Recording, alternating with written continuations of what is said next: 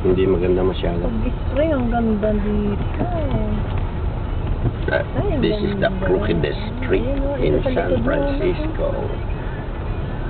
Paano ba doon papunta na kayo yung mga building na yan? Mga Nob Hill. Mataas ba to pa? Mataas bundok to. Pangit ang bulaklak pa ganito. Bakit ganito nila ginawa yung daan? Ay, kung lang yan, mga tourist spot. Scenic spot.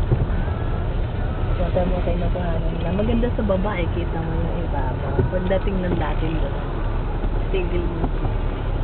Piraso na naman yan eh.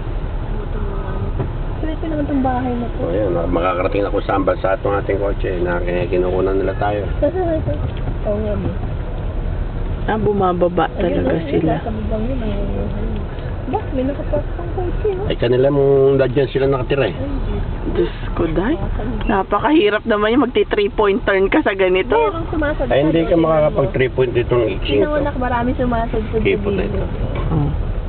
O, pinayipan na ba tayo na? Oo, basta pango. Wala mo naman siyang takon. May pango rin naman to. Ano ka, tumingin ka sa likod. Para, ayan, tigil mo muna. Ayan, anak. Ay, hindi po. Tigil ka.